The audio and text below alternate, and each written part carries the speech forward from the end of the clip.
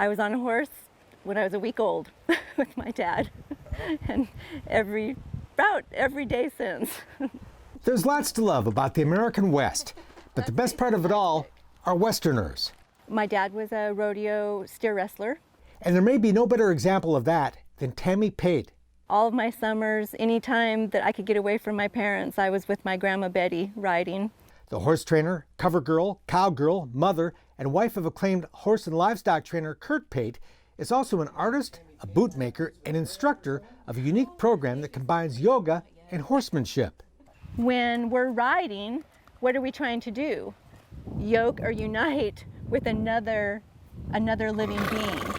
We met Tammy at her family's ranch in tiny Rygate, Montana. My grandma raised 4 boys in it, and it's about 1,000 square feet.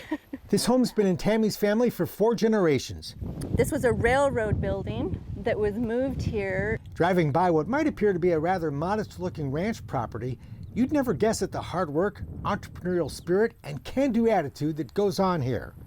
This was an old ice house years ago, and we have remodeled it into my boot shop. I love butterflies. Butterflies are very traditional in boots. Tammy was a newlywed living in Helena, working as a tailor and repairing some Western furniture when she asked to use the sewing machine of local bootmaker Mike Ryan. He said, I'm 5 years behind in my bootmaking orders. He said, do you want to learn to build boots? And I did. These are a couple of pairs that I built. Tammy built dozens of pairs of boots for Mike and now has all the tools and machines to make her own. They're ancient.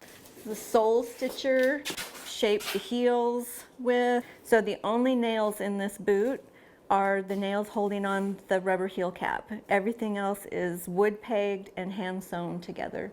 Boot making was really just another expression of her artistic talent. I love to do inlays.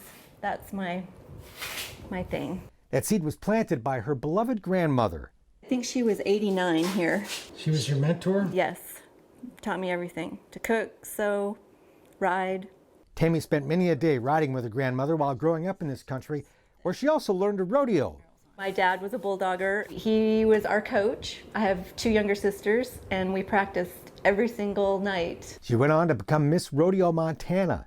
And we had a fundraiser, and I drew that picture. And my grandpa, who owned this place, Grandpa Gene Clark, bought that. And so my grandma left it in the house, and I got it. I love art. Yeah, I want to be an artist when I grow up. Well, so is horse training just a sideline? Yeah, I think so. Actually, they're all sidelines. Her husband, Kurt, is a favorite subject. I love painting our life. Kurt was on the road teaching a clinic when we stopped by. Her bronc riding son Miles was down the trail somewhere too. This is Mesa. Hi, Mesa.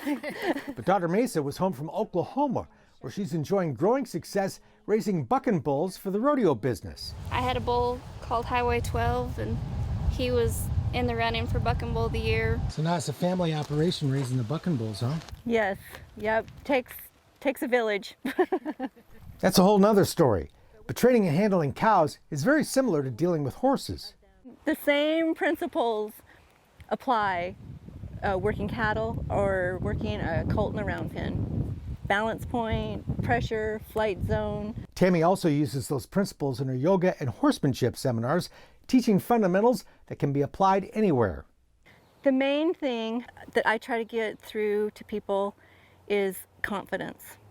Because when we're confident, we can have fun, we can aspire to our dreams, and confidence is the hardest thing to teach, really. There's no confidence builder quite like becoming confident horseback, which can lead you to try other things. Have goals that are realistic to achieve, and then when we achieve these goals, I think that's how we build confidence. It was found on this place. Perhaps that's what the spirit of the West is really all about, and why, as long as there are people like Tammy Pate and her family, the American West will have a great future. That's it for now. We're back next time with more cool stuff from today's Wild West. I'm Mark Bedore. We'll see you down the trail. For more information on the people and places featured in today's Wild West, or to order show DVDs and books, visit todayswildwest.com.